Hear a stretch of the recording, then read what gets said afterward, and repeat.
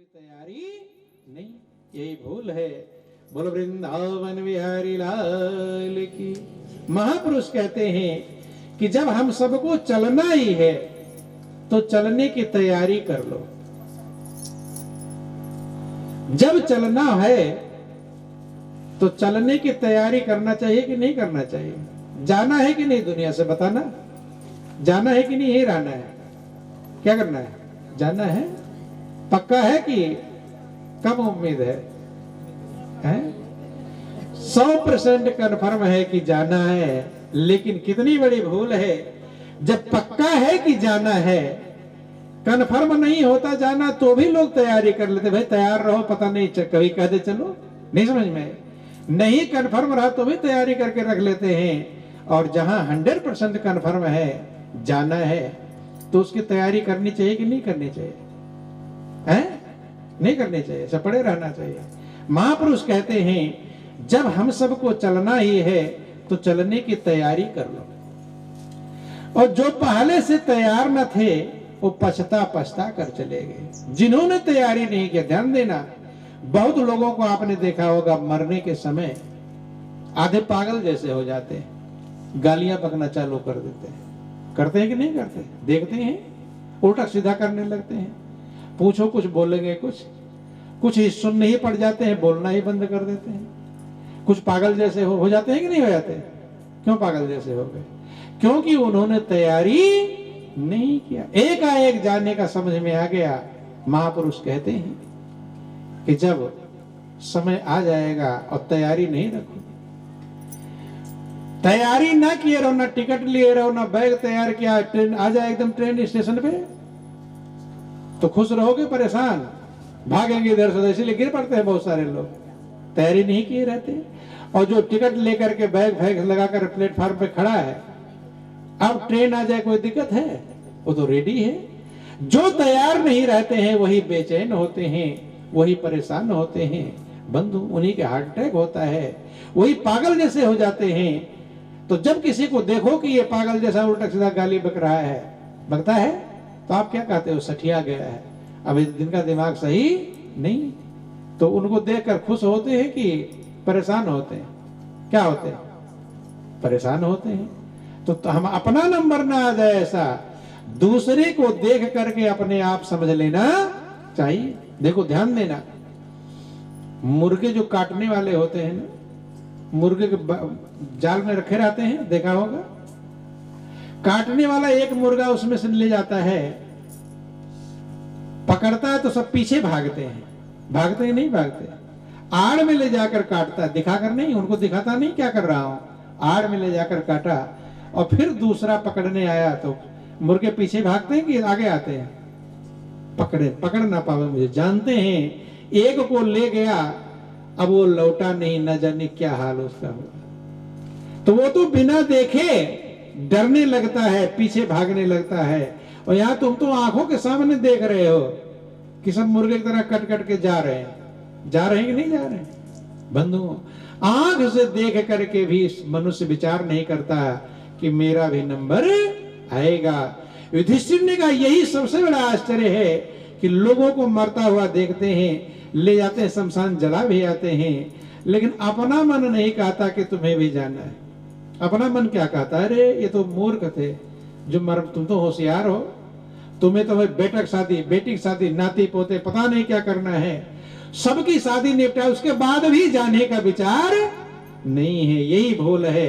सबसे बड़ा आश्चर्य है कि कब हमें चल देना पड़े कुछ भरोसा नहीं है, अगले पल का भरोसा नहीं। बंधुओं, महापुरुष कहते हैं जो सांस निकल कर जावे क्या पता है वापिस आवे। हमारी सांस बाहर निकली, लौटेगी ये गारंटी नहीं।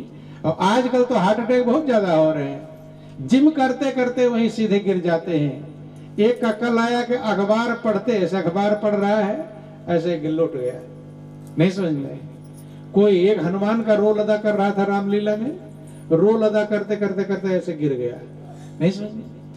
कब कौन गिर जाएगा कोई भरोसा नहीं है। इसीलिए महापुरुष कहते हैं कि आई घड़ी मौत की तो टाले ना टलेगी, आई घड़ी मौत की तो टाले ना टलेगी।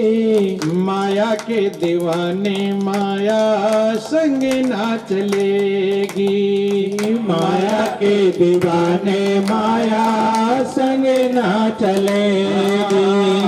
माया के दीवाने माया संग ना चलेगी, माया के दीवाने माया संग ना चलेगी। मत कर मान बंदे धन और जवानी का, मत कर मान बंदे धन और जवानी का। दो चीज का ज्यादा अहंकार होता है, किसका? एक धन का और एक जवानी का। जवानी का भी अकड़ कर चलते हैं, मेरे समान दुनिया में कोई भी नहीं है। लेकिन उनकी भी जिसके चेहरे पर झुर्रियां पड़ी हुई हैं, उनका चेहरा देख लो कि एक दिन तुम्हारा भी वैसा ही हाल होगा। लेकिन कोई सोचता है? नहीं सोचता। अकड़ कर महापुरुष कहते हैं कि मत कर मान बंदे धन और जवानी का, मत कर मान बंदे धन और जवानी का। पल में बिना से जैसे बुले बुला पानी का, पल में बिना से जैसे बुले बुला पानी का। हाँ, पल में बिना से जैसे बुलबुल पानी का, पल में बिना से जैसे बुलबुल पानी का। गोरी गोरी काया तेरी चिता में जलेगी, गोरी गोरी काया तेरी चिता में जलेगी। माया के दीवाने माया संग ना चलेगी, माया के दीवाने माया संग ना चलेगी। आई घड़ी मौत की तो टाले ना टलेगी, आई घड़ी मौत की तो टाले ना टलेगी। माया के दीवाने माया संग ना चलेगी, माया के दीवाने माया संग ना चलेगी। माया के दीवाने माया संग ना चलेगी, माया के दीवाने माया संग ना चलेगी। आएगा बुढ़ापा तब सबको सताएगा, आएगा बुढ़ापा तब सबको सताएगा। जब बुढ़ापा आता है तो सताता है कि नहीं? परेशान करता है, दुखी करता है, नस नस दर्द होता है। और दर्द को कौन कहे? जो अपने प्यारे होते हैं वही उल्टा बोलना शुरू कर देते। करते हैं कि नहीं करते हैं? एक तो वो अपने दर्द पीड़ा से परेशान, बीमारी से परेशान, और दूसरे जो घर के प्यारे बेटा बेटी जिनके पाल पोसने में अच्छे बुरे कर्म किया, झूठ बोला, छल कपट किया, अब वही ऐसी बाणी बोलते हैं कि हड्डी छोड़कर कलेजे में असर करता है कि नहीं करता? और कभी कभी आपने देखा होगा बंधु, एक माँ के अगर 2 बेटे या 4 बेटे हों तो माँ चारों को पाल कर पोस लेती है, मजदूरी करके, मेहनत करके। और जब बेटे कमाने लायक हो जाते हैं तब माँ को सोचना पड़ता है कौन सा बेटा मुझे रोटी देगा। सोचना पड़ता है कि नहीं? गौर करना। सब व्यवस्थाएं हैं, लेकिन वो सोचता है उसके यहाँ खा ले रोटी, वो सोचता है उसके यहाँ। और कभी कभी हमने देखा है, आप लोग भी देखे होंगे कि बेटे माँ और बाप को बांट लेते हैं। बांट लेते हैं कि नहीं बांट लेते? 2 बेटे अगर हैं तो एक बेटा माँ को खिलाएगा, एक बेटा पिता को खिलाएगा, अलग अलग कर लेते हैं। और दोनों में खींचातानी रहती ही है। खींचातानी है तभी तो बंटवारा हो रहा है। बंधुओं, हमने एक जगह पर देखा कि 2 बेटे थे और दोनों अलग अलग हो गए। अब नंबर आ गया कौन माँ बाप को खिलाएगा? माँ बाप दोनों को खिलाए थे ना। लेकिन माँ बाप को कौन खिलाएगा? तो एक ने कहा माँ को मैं खिला दूंगा, दूसरे ने कहा मैं पिता को खिला दूंगा। बंटवारा हो गया माँ बाप का। देखो ध्यान देना, जो माता जहां पानी कम था। रोने का नंबर क्यों आता है? क्योंकि मनुष्य जिंदगी को जीना सीख नहीं पाता। जिंदगी को इसने जीना सीख लिया, वो इस संसार में भी लोक सुखी परलोक सुखी, लोक में भी सुखी हो जाएगा और परलोक में भी सुखी हो जाएगा। लेकिन जिंदगी को जिसने जीना सीख लिया हो उसी से सीख पाएंगे कोई खुशी। क्यों? क्योंकि बिना गुरु की आज्ञा है, और कष्ट भी हो रहा है कि बिना गुरु की आज्ञा के मजबूरी मुझे काम करना पड़ रहा है। अब भाग नहीं सकता। बंधु, राजा बनाया गया, तिलक लगाया गया, संविधान पढ़कर सुना दिया गया कि अब तुम इस राज्य के राजा हो। जिसको जो ऑर्डर दोगे, सेना को, फौज को, प्रजा को, मंत्री को, संतरी को, सब तुम्हारी आज्ञा का पालन करेंगे। 6 महीने तक तुम राजा बने रहोगे। 6 महीने के बाद तुम्हें नदी के उस पार जंगल में डाल दिया जाएगा। तो ध्यान देना, पहले जो लोग राजा बनते थे वो राजा बनने की खुशी में ये भूल जाते थे कि मुझे 6 महीने बाद नदी के पास जंगल में डाला जाएगा। याद नहीं? जैसे इस दुनिया की चीजों को अगर लोग भूल जाते हैं कि मेरी मौत होगी, याद आता है, इसे मगन हो जाते हैं। यही कहानी है। दुनिया की चीजें पाया, धन दौलत पाया, बेटा बेटी पाया, कार कोठी पाया, अब मौत का ध्यान रहता है कि मेरी मौत भी आने वाली है? नहीं रहता ना। वहां तो 6 महीने का टाइम है, यहाँ तो अगले पल का भरोसा नहीं है। लेकिन फिर भी दुनिया की चीजों में लोग मगन हो जाते हैं। जब उसे कहा गया कि 6 महीने बाद तुम्हें नदी के उस पार जंगल में डाला जाएगा और 6 महीने तक जिसको जो ऑर्डर दोगे, जो कहोगे, राजा, मंत्री, संतरी, सिपाही, प्रजा, जितने लोग हैं, सब तुम्हारी आज्ञा का पालन करेंगे। उसने कहा सब मेरी आज्ञा का पालन करेंगे। कहे हाँ। कहे तो ऐसा करो, एक रथ तैयार करो तुरंत। क्या तैयार करो? राजा बन गया। रथ तैयार सजा दिया गया, उस पर बैठा दिया गया रथ हाँकने वाले को। कहे मेरे साथ और दूसरा कोई नहीं जाए, सिर्फ रथ को चलाने वाला। अब बैठ गया। अब कहाँ जा रहा है? गुरु महाराज जी के पास। कहाँ जा रहा है? नदी के किनारे उसके गुरु महाराज जी रहा करते थे। जाकर सीधे पैरों में लेट जाता, रोने लगता है कि गुरु महाराज जी मेरे अपराधों को क्षमा कर दीजिए, आज मुझसे बहुत बड़ा अपराध हो गया। देखो ध्यान देना, गुरु की आज्ञा कितनी कीमती है। गुरु की आज्ञा में काल भी बाल बाका कर सकता नहीं, सुरक्षा कवच नहीं। देखो, बोलो वृंदावन बिहारी लाल। राजा गोपीचंद की मां हुई। जब उन्होंने गोपीचंद को गुरु दरबार भेजा था तो उनसे 3 आज्ञा का पालन करने के लिए कहा था। पहली आज्ञा क्या है? कि किले के अंदर रहना। क्या कहा? बेटे को, अपने गोपीचंद को कहा कि बेटा गुरु दरबार जा रहे हो, किले के अंदर रहना और अच्छे अच्छे व्यंजन का भोग लगाना, अच्छे अच्छे व्यंजन खाना और मखमल के गद्दे पर अच्छी प्रकार से सोना। गोपीचंद ने कहा मां कहा तो रही हो, लेकिन मैं तुम्हारी बात समझ नहीं पाया। कह रही हो कि गुरु दरबार में जाना, मखमल का पता नहीं वहां चटाई मिले कि ना मिले, मखमल गद्दे। कहे बेटा, मखमल गद्दा किसे कहते हैं? जब दरबार में सेवा करते करते करते करते एकदम थक जाना, अब उठने बैठने की ताकत नहीं है, तब तुम ढेले पर भी पड़ जाओगे तो मखमल गद्दे का आनंद आएगा। आएगा कि नहीं है? कब? जब पूरा थक जाओ सेवा करते करते। वही मखमल का गद्दा है। क्या है? वही नींद आ जाए वही तो मखमल गद्दा। और मखमल गद्दे पर सो, नींद ना आवे तो वो तो काट रहा है, वो बेचैन कर रहा है। तो माँ ये समझ गया दूसरी आज्ञा कि अच्छे अच्छे व्यंजन खाना। मैनावती कहती कि बेटा, व्यंजन मीठा नहीं होता, मीठा होता है भूख। क्या होता है? भूख।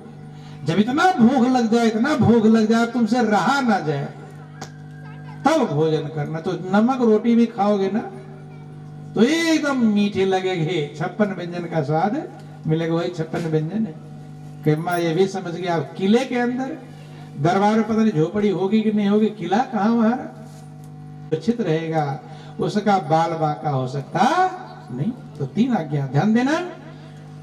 ऐसे ही जब गुरु के चरणों में जाकर रोने लगा, गुरु महाराज जी आज मुझसे अपराध हो गया, आज मैं किले से बाहर निकल गया बिना आज्ञा किए। देखो राजा प्रजा क्या पहन कर आया हूं, राशि ठाडवा। सारी कहानी बताया कि अब 6 महीने के लिए मुझे राजा बनाया गया है। 6 महीने के बाद नदी के उस पार जंगल में मुझे डाल दिया जाएगा। अब आप आज्ञा बताइए मुझे क्या क्या करना चाहिए, कैसे में ये 6 महीने क्या क्या करना है मेरे लिए, आप कृपा करिए।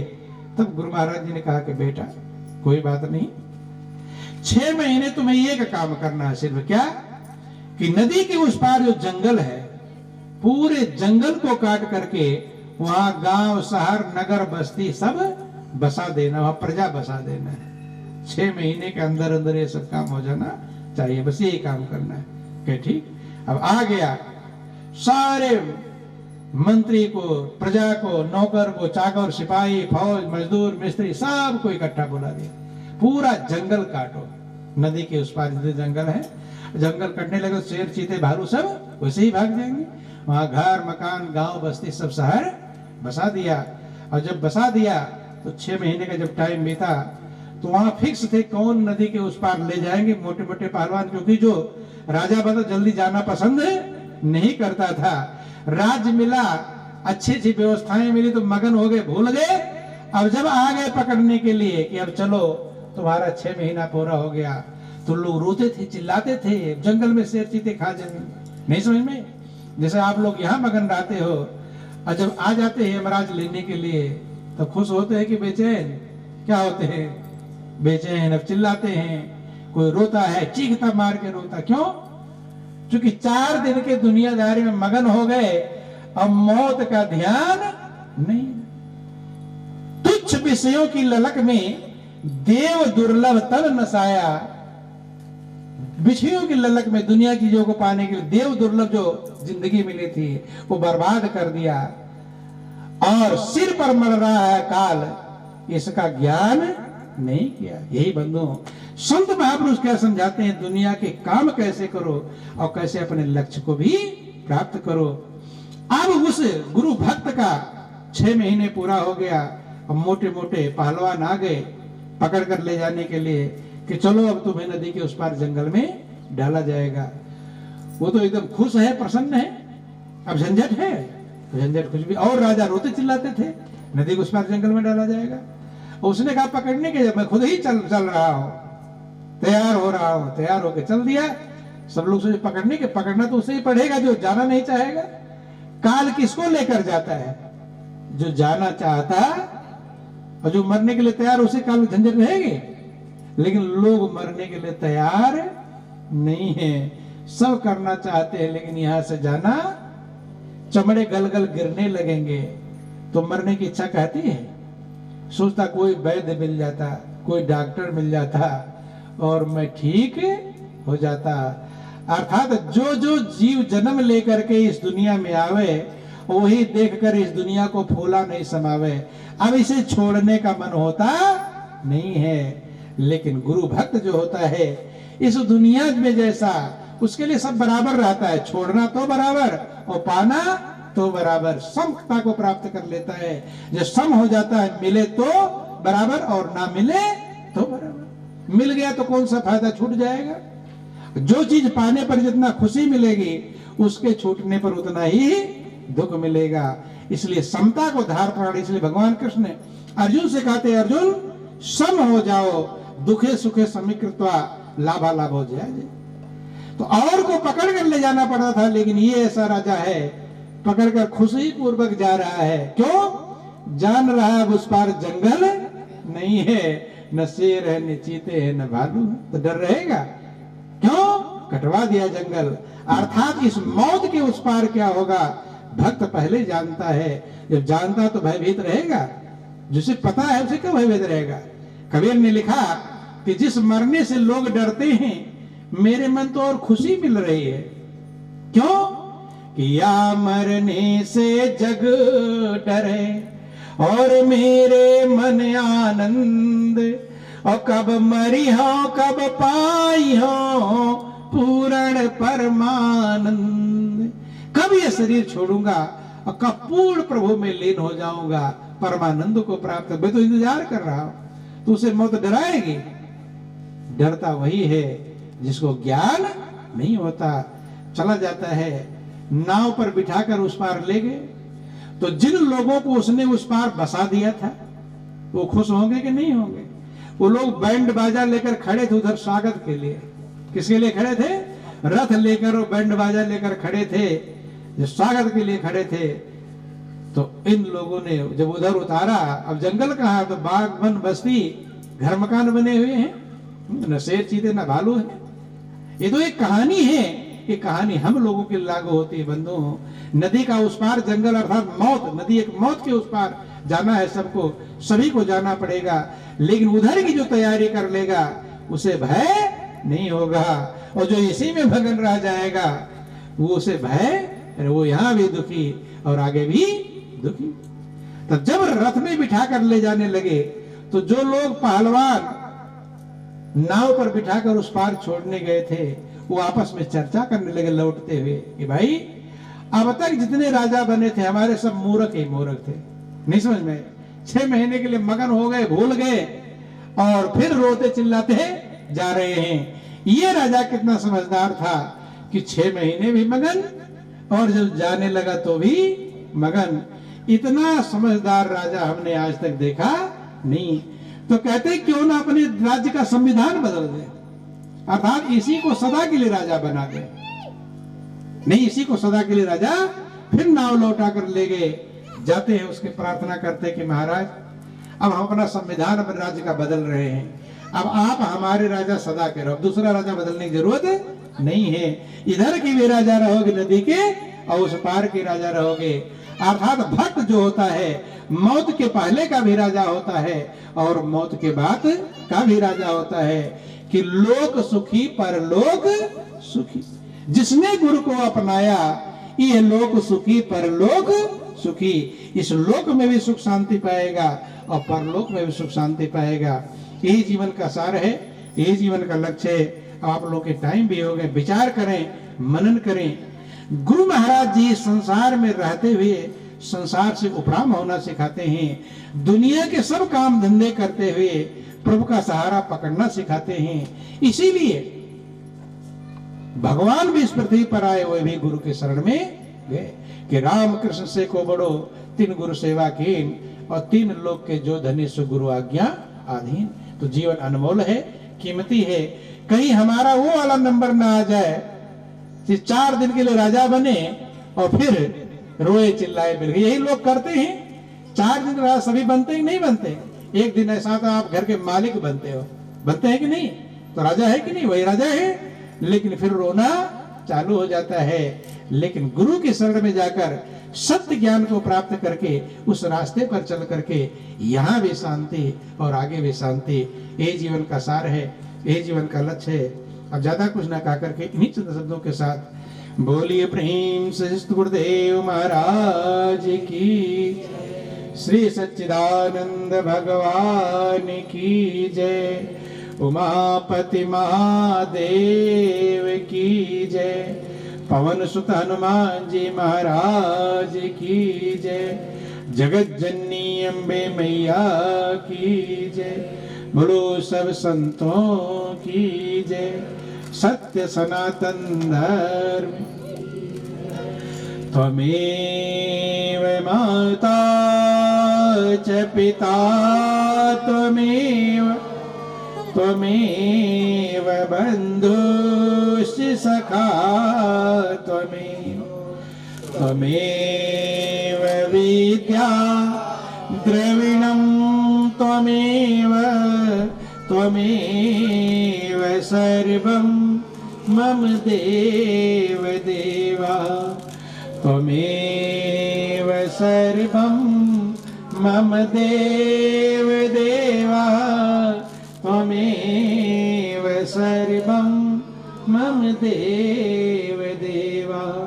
बोलिए प्रेम से गुरुदेव महाराज की जय, श्री सच्चिदानंद भगवान की जय, उमापति महादेव की जय, पवन सुत हनुमान जी महाराज।